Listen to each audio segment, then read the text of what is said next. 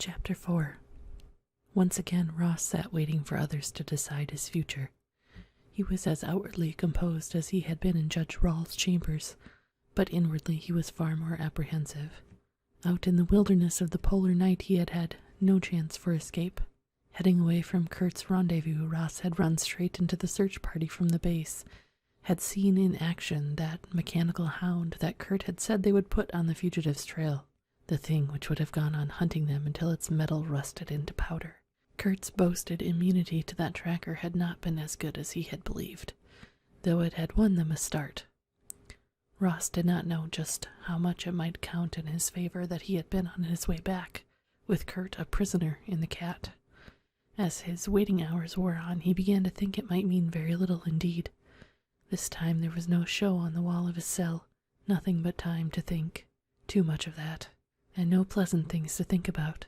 But he had learned one valuable lesson on that cold expedition. Calgaris and the others at the base were the most formidable opponents he had ever met, and all the balance of luck and equipment lay on their side of the scales. Ross was now convinced that there could be no escape from this base. He had been impressed by Kurt's preparations, knowing that some of them were far beyond anything he himself could have devised. He did not doubt that Kurt had come here fully prepared, with every ingenious device the Reds could supply. At least, Kurt's friends had had a rude welcome when they did arrive at the meeting place. Calgaris had heard Ross out and then had sent ahead a team. Before Ross's party had reached the base, there had been a blast which split the Arctic night wide open, and Kurt, conscious by then, had shown his only sign of emotion when he realized what it meant. The door to Ross's cell room clicked, and he swung his feet to the floor, sitting up on his bunk to face his future. This time he made no attempt to put on an act. He was not in the least sorry he had tried to get away. Had Kurt been on the level, it would have been a bright play. That Kurt was not was just plain bad luck. Calgaris and Ash entered, and at the sight of Ash the taut feeling in Ross's middle loosened a bit. The Major might come by himself to pass sentence, but he would not bring Ash along if the sentence was really a harsh one. "You got off to a bad start here, Murdoch." The Major sat down on the edge of the wall shelf, which doubled as a table. "You're going to have a second chance, so consider yourself lucky. We know you aren't another plant of our enemies, a fact that saves your neck. Do you have anything to add to your story?" "No, sir." He was not adding that "sir" to curry any favor. It came naturally when one answered Calgaris. "But you have some questions?" Ross met that with the truth. "A lot of them." "Why don't you ask them?" Ross smiled thinly, an expression far removed and years older than his bashful boy's grin of the shy act. "A wise guy doesn't spill his ignorance. He uses his eyes and ears and keeps his trap shut. And goes off half-cocked as a result," the Major added. "I don't think you would have enjoyed the company of Kurt's paymaster." "I didn't know about him then. Not when I left here." "Yes, and when you discovered the truth, you took steps. Why?" For the first time there was a trace of feeling in the Major's voice. "Because I don't like the lineup on his side of the fence." "That single fact has saved your neck this time, Murdoch. Step out of line once more and nothing will help you. But just so we won't have to worry about that, suppose you ask a few of those questions." "How much of what Kurt fed me is the truth?" Ross blurted out. "I mean, all that stuff about shooting back in time." "All of it." The Major said it so quietly that it carried complete conviction. "But why? How?" "You have us on a spot, Murdoch. Because of your little expedition, we have to tell you more now than we tell any of our men before the final briefing. Listen, and then forget all of it except what applies to the job at hand. The Reds shot up Sputnik and then Mutnik, when, 25 years ago? We got up our answers a little later. There were a couple of spectacular crashes on the moon, then that space station that didn't stay in orbit, and after that, stalemate. In the past quarter century, we've had no voyages into space, nothing that was prophesied.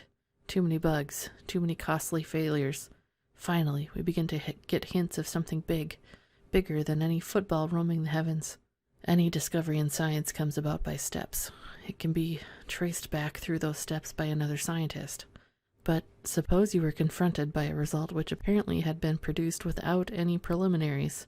What would be your guess concerning it?" Ross stared at the Major. Although he didn't see what all this had to do with time jumping, he sensed that Kilgaris was waiting for a serious answer, that somehow Ross would be judged by his reply. Either that the steps were kept strictly secret, he said slowly, or that the result didn't rightfully belong to the man who said he discovered it. For the first time, the Major regarded him with approval. Suppose this discovery was vital to your life. What would you do?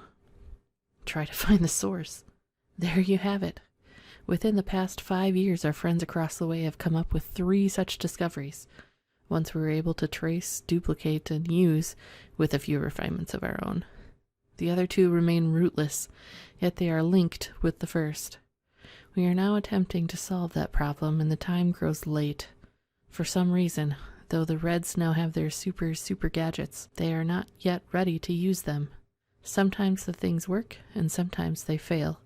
Everything points to the fact that the Reds are now experimenting with discoveries which are not basically their own. Where did they get them? From another world? Ross's imagination came to life. Had a successful space voyage been kept secret? Had there been contact made with another intelligent race?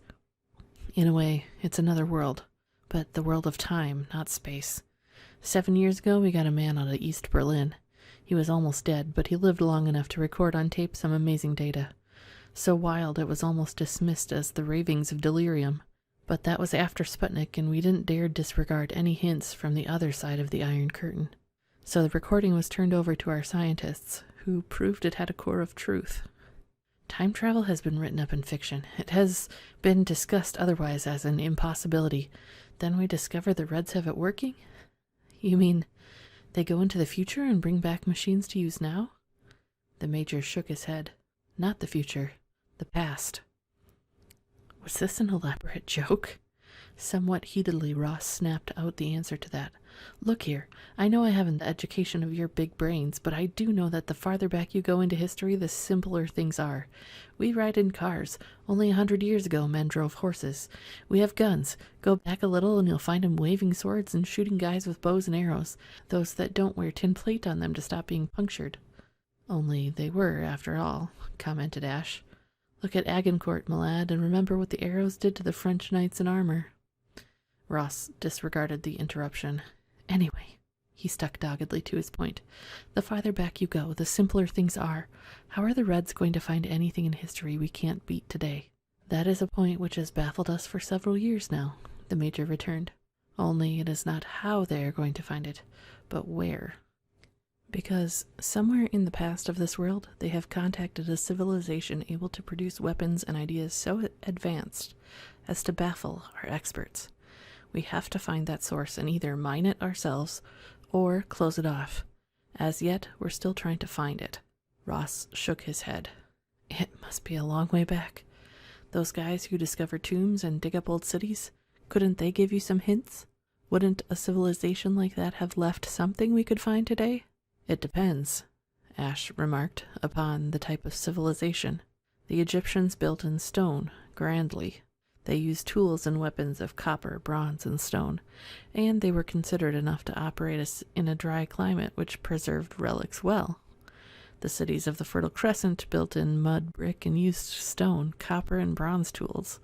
They also chose a portion of the world where climate was a factor in keeping their memory green. The Greeks, built in stone, wrote their books, kept their history to bequeath it to their successors, and so did the Romans. And on this side of the ocean, the Incas, the Mayas, the unknown races before them, and the Aztecs of Mexico all built in stone and worked in metal, and stone and metal survive.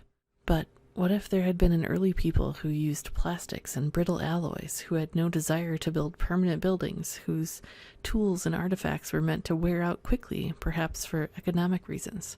Why would they leave us, considering perhaps that an ice age had intervened between their time and ours, with glaciers to grind into dust what little they did possess? There is evidence that the poles of our world have changed, and that this northern region was once close to being tropical.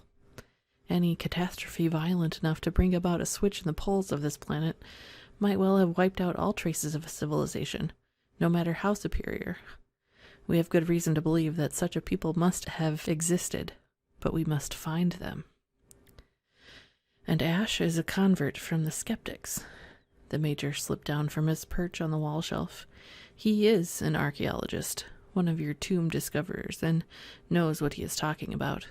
We must do our hunting in time earlier than the first pyramid, earlier than the first group of farmers who settled by the Tigris River. But we have to let the enemy guide us to it. That's where you come in. Why me? That is a question to which our psychologists are still trying to find the answer, my young friend. It seems that the majority of the people in the several nations linked together in this project have become too civilized. The reactions of most men to given sets of circumstances have been set in regular patterns, and they cannot break that conditioning. Or if personal danger forces them to change those patterns, they are afterwards so adrift they cannot function at their highest potential. Teach a man to kill, as in war, and then you have to recondition him later. But during these same wars, we also develop another type. He is the born commando, the secret agent, the expendable man who lives on action. There are not many of this kind, and they are potent weapons. In peacetime, that particular collection of emotions, nerve, and skills becomes a menace to the very society he has fought to preserve during a war. He is pressured by the peaceful environment into becoming a criminal or a misfit. The men we send out from here to explore the past are not only given the best training we can possibly supply for them, but they are all of the type once heralded as the frontiersmen. History is sentimental about that type, when he is safely dead, but the present finds him difficult to live with. Our time agents are misfits in the modern world because their inherited abilities are born out of season now. They must be young enough and possess a certain brand of intelligence to take the stiff training and to adapt, and they must pass our tests. Do you understand? Ross nodded. You want crooks because they are crooks? No, not because they are crooks, but because they are misfits in their time and place. Don't, I beg of you, Murdoch, think that we are operating a penal institution here. You would never have been recruited if you hadn't tested out to suit us. But the man who may be labeled murderer in his own period might rank as a hero in another. An extreme example, but true. When we train a man, he not only can survive in the period to which he is sent, but he also can pass as a native born in that era. What about Hardy? The Major gazed into space.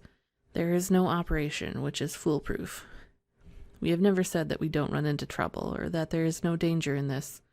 We have to deal with both natives of different times, and if we are lucky and hit a hot run with the Reds, they suspect that we are casting about, hunting their trail. They managed to plant Kurt Vogel on us. He had an almost perfect cover and conditioning. Now you have it straight, Murdoch. You satisfy our tests, and you'll be given a chance to say yes or no before your first run. If you say no and refuse duty, it means you must become an exile and stay here. No man who has gone through our training can return to normal life. There is too much chance of his being picked up and sweated by the opposition. Never? The Major shrugged. This may be a long-term operation. We hope not, but there's no way of telling now. You will be in exile until we either find what we want or fail entirely. That is the last card I have to lay on the table. He stretched. You're slated for training tomorrow. Think it over and then let us know your answer when the time comes. Meanwhile, you are to be teamed with Ash, who will see to putting you through the course. It was a big hunk to swallow, but once down, Ross found it digestible. The training opened up a whole new world to him. Judo and wrestling were easy enough to absorb, and he thoroughly enjoyed the workouts. But the patient hours of archery practice, the strict instruction and the use of a long-bladed bronze dagger were more demanding. The mastering of one new language and then another, the intensive drill in unfamiliar social customs, the memorizing of strict taboos and ethics were difficult. Ross learned to keep records in knots on hide thongs and was inducted into the art of primitive bargaining and trade. He came to understand the worth of a cross-shaped tin ingot compared to a string of amber beads and some well-cured white furs. He now understood why he had been shown a trader's caravan during that first encounter with the purpose behind Operation Retrograde. During the training days, his feelings toward Ash changed materially. A man could not work so closely with another and continue to resent his attitude. Either he blew up entirely, or he learned to adjust.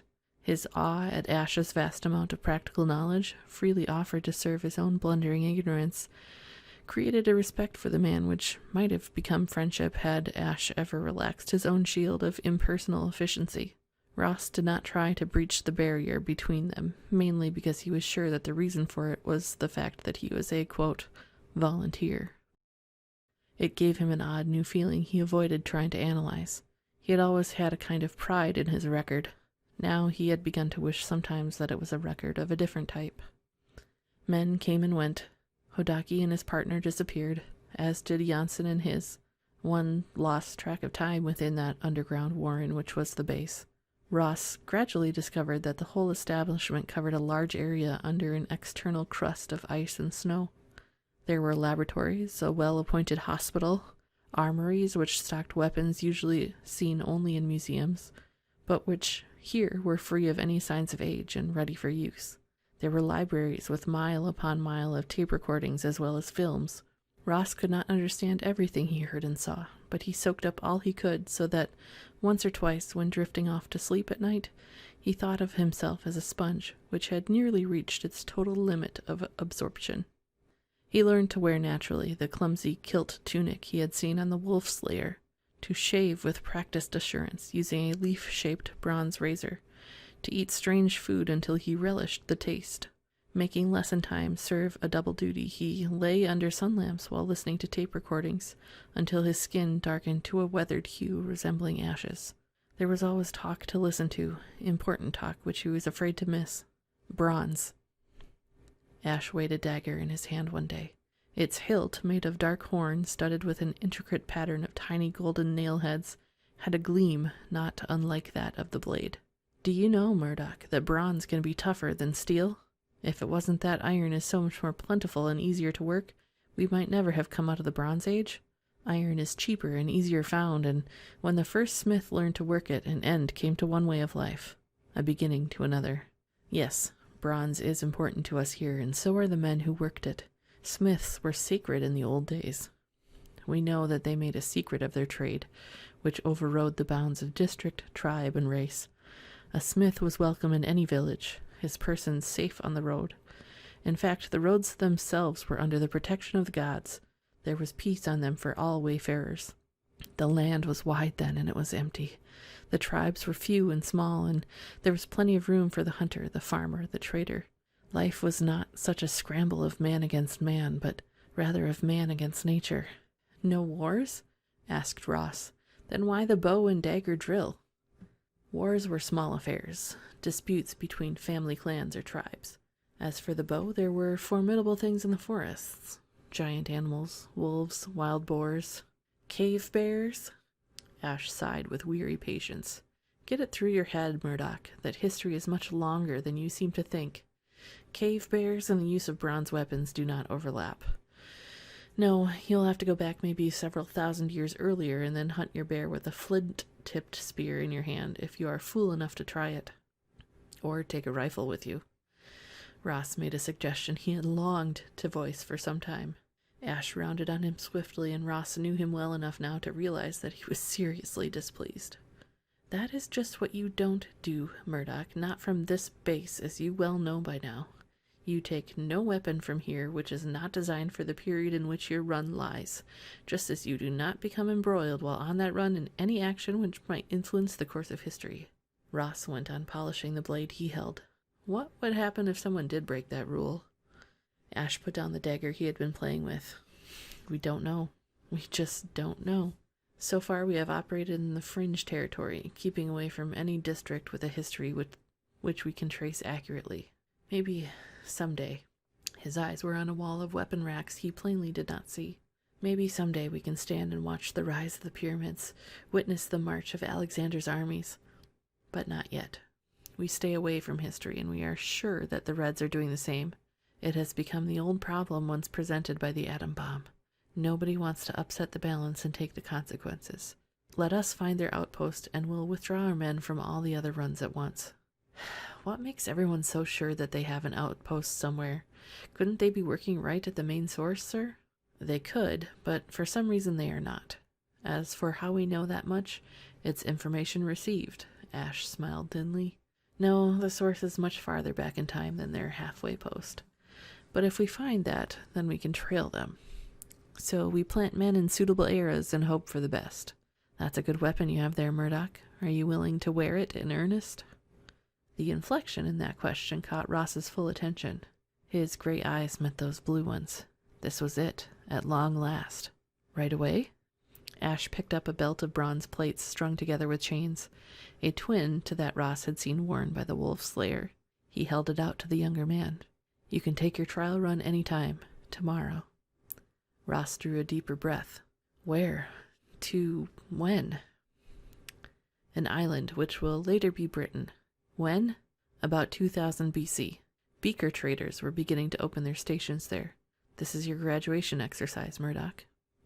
Ross fitted the blade he had been polishing into the wooden sheath on the belt. If you say I can do it, I'm willing to try. He caught that glance Ash shot at him, but he could not read its meaning. Annoyance? Impatience? He was still puzzling over it when the other turned abruptly and left him alone.